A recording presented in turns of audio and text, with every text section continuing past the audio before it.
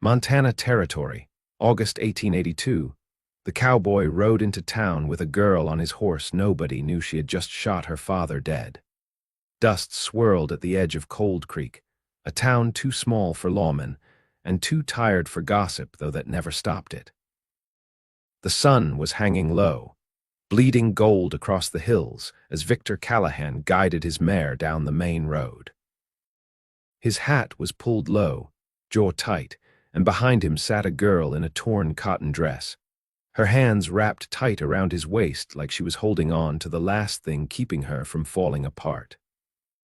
She had not said much since he found her near the edge of the pine brake, blood on her hands and gunpowder in her hair. Victor slowed the horse in front of the livery, glancing over his shoulder. "You all right to get down?" She nodded once, slipped off the horse with a quiet wince, and landed on shaky legs. Victor kept a hand near her back, not touching, but close enough. She looked too young to be carrying the weight she had, but the steel in her eyes told him she was grown. "What's your name?" he asked, voice low. "Cassidy," she said. "Cassidy Cooper," he nodded. "Victor Callahan." She blinked up at him. "Why did you help me?" He looked at her for a long moment, then said, "Because you looked like you needed it." Cassidy lowered her gaze. "I did." They crossed the street to the boarding house. Victor got them a room on the second floor. No one asked questions. He paid in cash, and Cassidy never looked anywhere long enough to draw suspicion. She did not speak again until the door shut behind them and the sunlit dust settled in the quiet. "He was going to kill me," she said, voice flat. Victor turned from the window. Cassidy was standing in the middle of the room, her hands clenched into fists, trembling. "My father." "He came home drunk, again. But this time he had his rifle. I could see it in his eyes. He was going to shoot me, and I beat him to it." Victor didn't say anything. He crossed the room slow, took the chair across from her, and waited.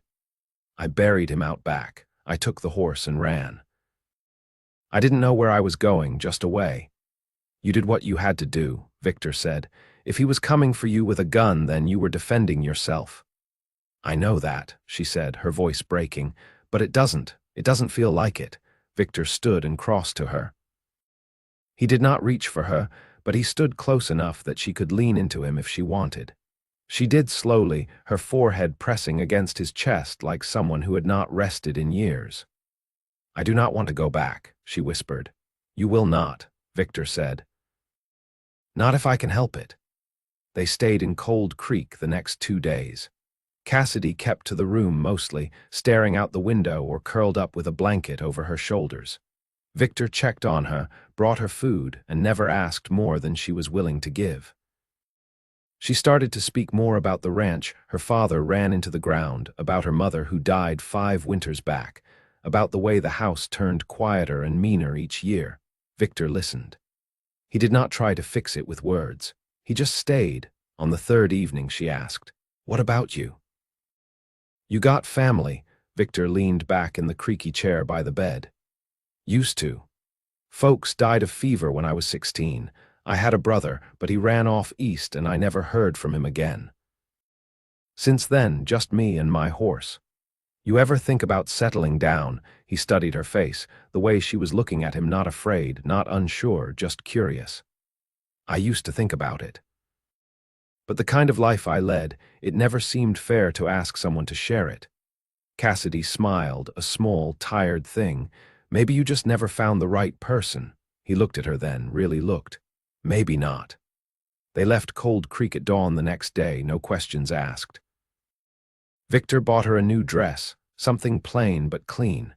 He told her they would ride south, maybe toward Wyoming, where land was cheap and folks kept to themselves. She agreed without hesitation.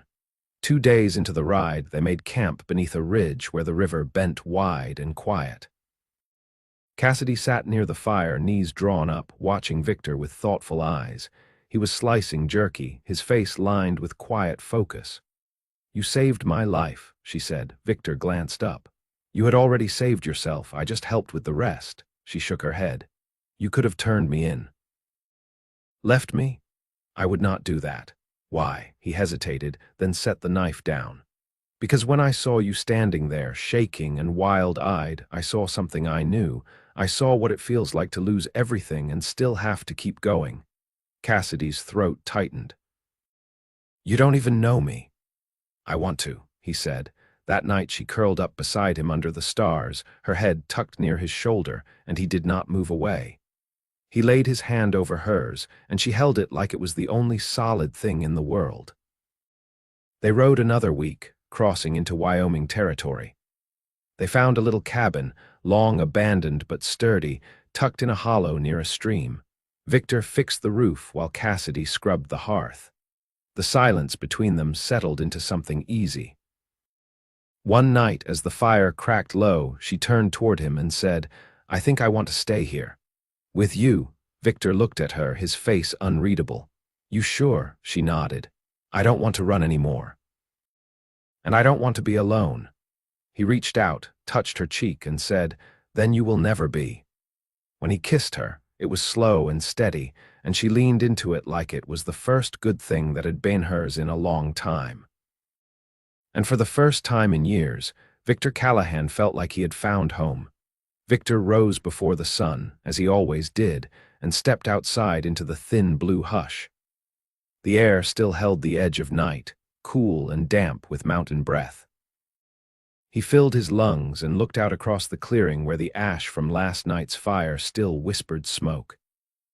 Inside the cabin, Cassidy slept curled beneath the quilt they'd found in the old trunk, her breathing steady, her brow finally smooth. He walked down to the stream with his coffee tin and squatted at the edge. The water moved slow here, tugging gently at the banks. He dipped the tin and let the chill of it wake his hands. Above him, a raven called once and then was quiet. By the time he returned, Cassidy was up, her hair still mussed from sleep. She stood near the hearth, barefoot on the plank floor, watching the fire she'd just coaxed to life. I thought I smelled coffee, she said. He handed her the tin. It's bitter. She nodded and sipped anyway. I like bitter. Victor leaned against the doorframe, arms crossed. You sleep all right. I dreamed I was back in that house, she said, but the door was gone. I couldn't get out. He didn't answer. She didn't need him to. I think we should plant something, she said. There's a patch out back that gets good sun. Could grow squash, beans maybe, if we're staying. We are. Cassidy smiled faintly, then looked at the floorboards. I want to build something, not just hide. Victor stepped forward, set a hand on her shoulder. Then we will. They spent the morning clearing the patch behind the cabin. The soil was heavy with root and rock, but Cassidy worked without pause, sleeves rolled high, hands blistering. Victor watched her now and then, the way she moved like she was trying to earn the air she breathed. By midday, they'd marked out rows with pine branches and hauled buckets from the stream. She paused and wiped her brow with her sleeve. When I was little, she said, my mother taught me how to string beans on a line. We'd hang them by the window to dry. She said they looked like little green soldiers waiting for orders. Victor knelt beside her, pressing a stone into the corner of the row. You talk about her different than you do your father. She was different. Her voice went quiet. She used to sing when she thought I was asleep. Songs I never heard anywhere else. I think she missed where she came from, but she didn't say much about it. Where was that? A place called Ash Fork, Arizona territory. They moved north when the drought came. Victor nodded. You ever think of going back there? Cassidy shook her head. There's nothing there for me, just memory. She stood and brushed dirt from her skirt. I want to make new ones. That night, the wind shifted and brought the scent of pine smoke. Victor stepped out to check the hills and saw a flicker far off, but there, someone had made camp not 2 miles off. He returned inside and bolted the door. Cassidy looked up from where she sat sewing, a tear in the quilt. What is it? Riders, maybe, could be passing through. Her needle paused. You think they're looking for someone? Victor met her eyes.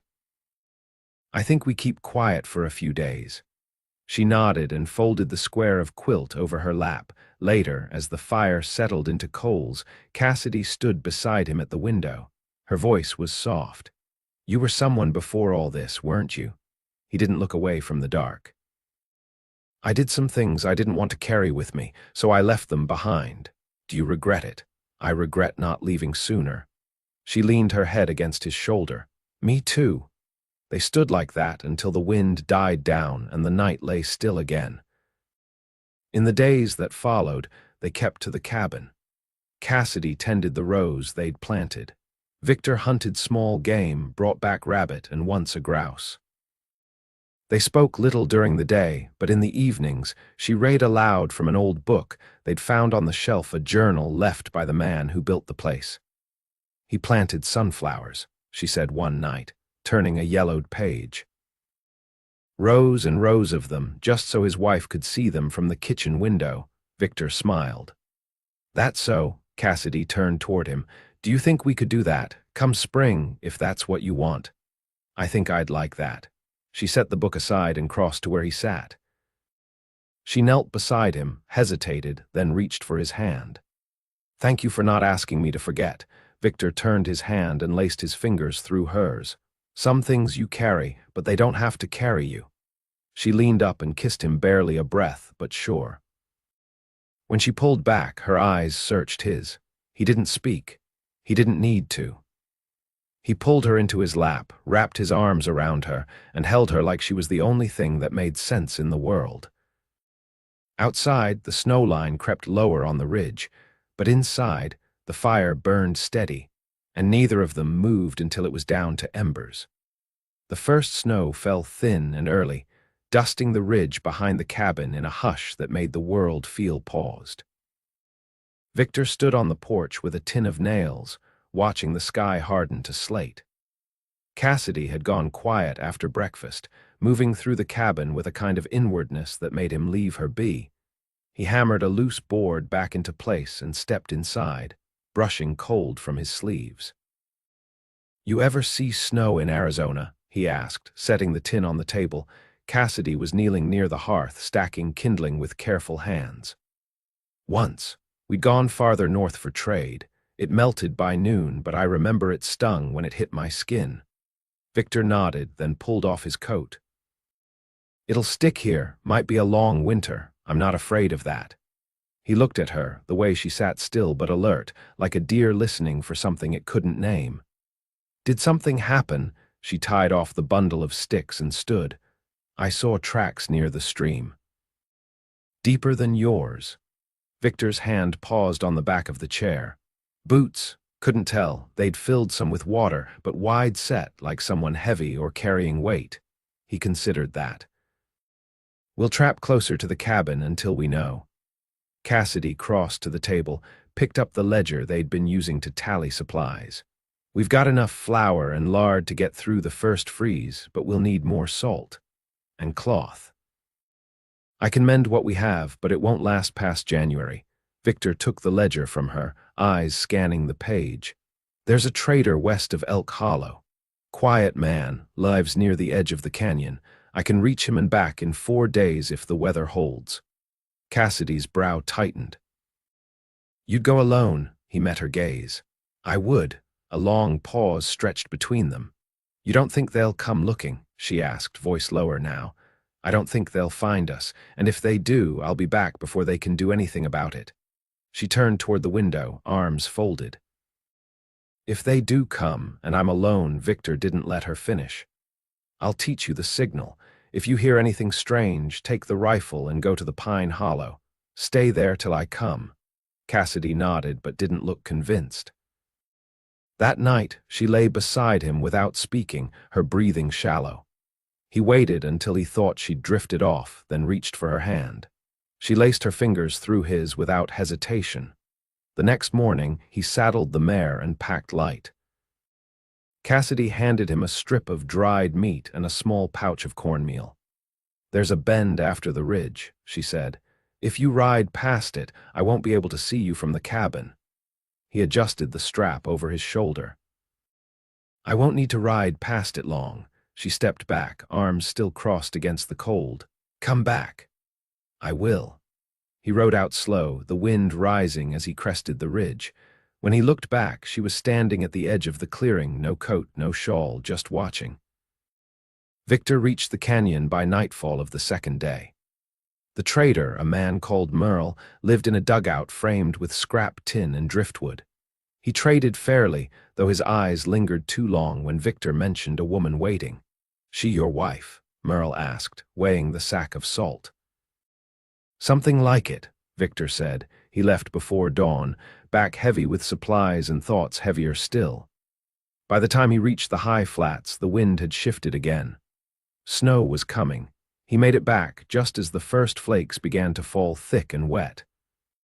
Smoke curled from the chimney, and the sight of it settled something in his chest. Inside, the fire was going strong. Cassidy had stewed beans and wild onion, and the warmth of it wrapped around him as he stepped in.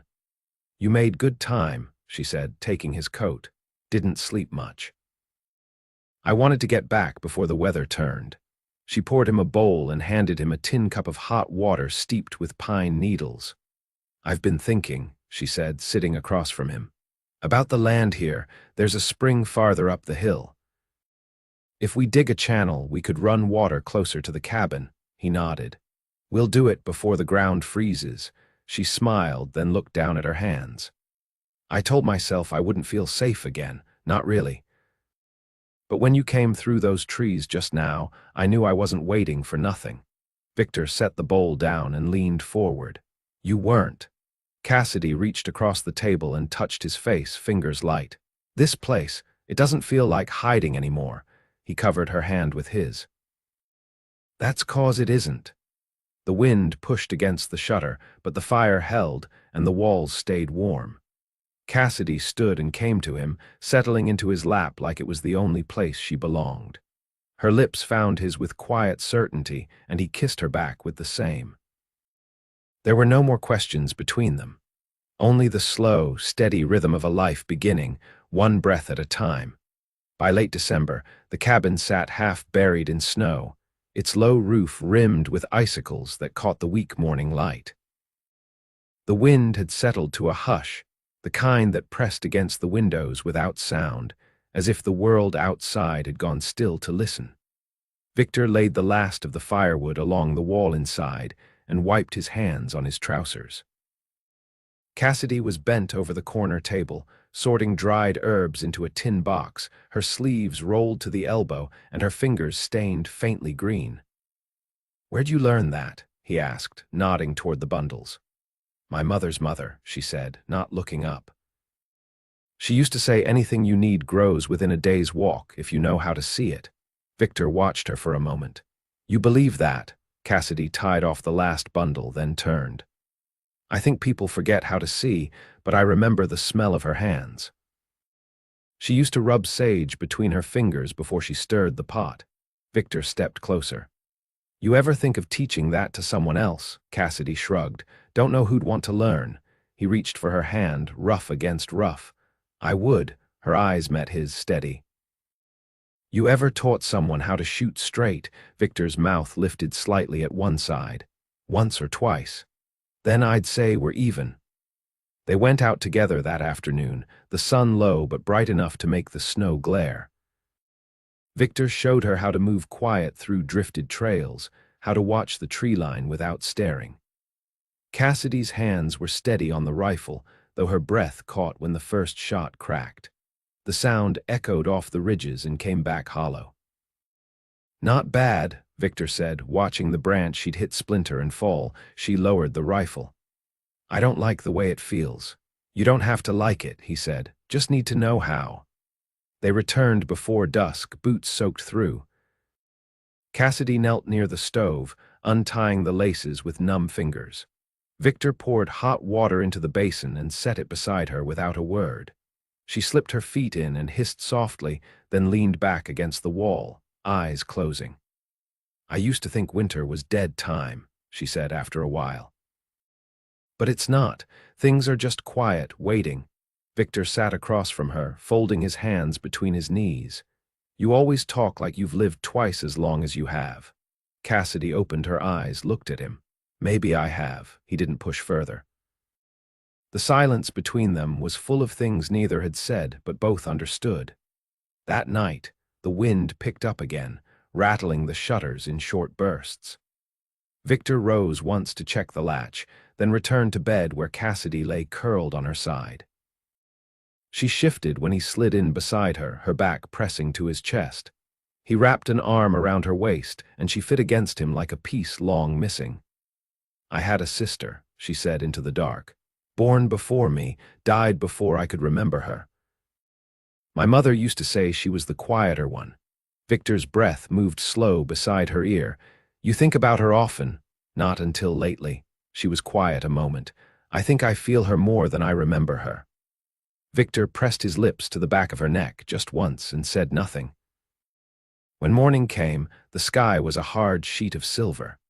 Victor fetched more water while Cassidy boiled oats with a pinch of wild mint. They ate in comfortable quiet, the steam rising between them. Later, while she mended a tear in the curtain, Victor returned from the root cellar with a wooden box. "Found something," he said, setting it on the table. Cassidy came over, wiping her hands on her skirt. Inside the box lay a folded piece of paper, yellowed and brittle, and beneath it, a pair of leather gloves sized for a woman's hands. She picked up the gloves, turning them over with care. "Belonged to the woman who lived here before," Victor said. "Might fit you." Cassidy slid them on. They were tight across her knuckles, but warm. "I wonder who she was." Victor unfolded the paper. "Her name was Judith. Says here she came from Missouri, lost a child, then came west. Her husband built this place for her." Cassidy touched the edge of the box. "Makes you wonder what kind of love builds something like this." Victor folded the letter again. "The kind that doesn't have to say much." Cassidy looked at him then, a long look, as if seeing something settle into place. That evening she brought out a bit of cloth she'd been working on, a square with careful stitches along the edge. She laid it in Victor's lap. "It's not much, but it's for you," she said. He ran a calloused finger along the seams. "What's it for?" "Whatever you need it to be." He folded it once, then tucked it into his shirt pocket. "Then I'll keep it close." Outside, night came slow and deep. Inside, the warmth held steady, and the quiet between them was no longer weighted. It was simply theirs. The snow had begun to ease by late January, and with it came the first stirrings of thaw. Not in the land that would take weeks yet, but in the sky's tone, and the way the wind no longer howled at night but breathed low along the eaves. Victor noticed it first as he stepped out early, the pale light catching the wet shine on the bark of the nearest spruce. Cassidy, still inside, was humming something she hadn't before, low and rhythmic, like it had come from her hands instead of her throat. He returned to find her seated at the table, a folded square of paper in front of her and a pencil balanced between her fingers. "You writing something?" he asked, brushing snow from his hat. Cassidy didn't look up. "I'm drawing, trying to remember the shape of a place." Victor hung his coat. "What place?" "The bluff behind our old house. Used to climb it before I was old enough to know better. There was a tree up there, bent sideways like it had been pulled by the wind for years." She turned the paper toward him. "I can't remember if it had leaves." Victor studied the sketch. "Maybe it didn't need them." She tilted her head, considering. "Maybe not." He made coffee, poured some into her tin without asking, and set it beside her. Cassidy reached for it absently, her gaze still on the paper. "I've been thinking about spring," she said. "What we could build. Not just the channel, a coop, maybe a smokehouse." Victor leaned against the counter. "You planning to take up butchering?" "I'd learn. You think I can't?" He gave a short laugh. "I think you'd be better at it than me." Cassidy traced a line on the paper with her nail. "What about a name?" "This place, should we name it?" Victor glanced toward the window. Beyond it, the trees stood close together, bark black with melt. "You got one in mind?" She hesitated. "I was thinking maybe Alder Hollow, for the trees. And because it sounds like somewhere people could begin again." Victor nodded slowly. "Alder Hollow, then." The next day, they hiked out past the ridge together, not for game but to mark the boundaries of what they might call their land. Victor carried a hatchet and notched the trees where they turned. Cassidy walked ahead sometimes, pausing to feel the slope of the ground or press her hand to a stone that jutted from the earth like a spine. At the far edge of their walk, they found a glade where the snow had thinned, and a trickle of water ran beneath the roots of a beech. Cassidy crouched beside it, dipping her fingers in the icy flow. "You think we could run water from here down to the cabin?" she asked. Victor knelt beside her. "Could be done, would take some digging." "I don't mind hard work," she said, "not when it's for something that's mine." He looked at her, not speaking. She turned to meet his gaze. "I mean ours," she said. They walked back in silence, but it wasn't the kind that held distance. It was the kind that filled the space between two people with something understood. By mid-February, the first green tips of spruce buds began to show near the creek bed. Victor returned from checking the trap line with a brace of rabbits and a branch of early willow. He set the branch on the table like an offering. "Figured it might be time," he said. Cassidy picked it up gently, turned it in her hands. "Feels like a promise." That evening, she brought out the old ledger they'd used for supplies and turned to a blank page. She wrote the date at the top, then looked at Victor. "We should start keeping better records. For the land, what we plant, what we build," he nodded. "We'll need a new book soon." Cassidy smiled. "I'll sew one." In March, they dug the first furrow for the garden with a spade Victor had bartered for from the canyon trader. The ground was slow to give, but when it did, the soil was dark and rich with old leaf. Cassidy pressed her fingers into it like she was greeting something returned. They planted beans, squash, and a patch of corn against the southern edge. Victor built a small fence from cedar saplings, and Cassidy tied strips of cloth to keep the deer out. One clear morning, as they sat on the stoop with coffee cooling beside them, Cassidy spoke without preamble. "I want to marry you." Victor turned toward her, caught off guard only for a breath. "You sure?" She nodded. "I don't need a preacher or a paper. I just want to stand beside you and call this life ours." Victor reached for her hand, rough against his. "Then we're married now. Here." "Like this?" Cassidy blinked once, then smiled something deep and unguarded and leaned forward to kiss him. It was not rushed or uncertain. It was a binding.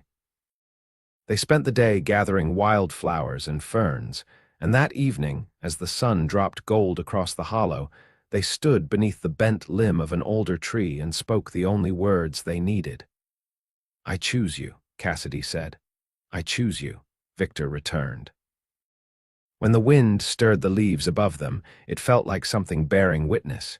Years passed, and Alder Hollow grew with them. They built the smokehouse and the coop, and later, a small lean-to for tools.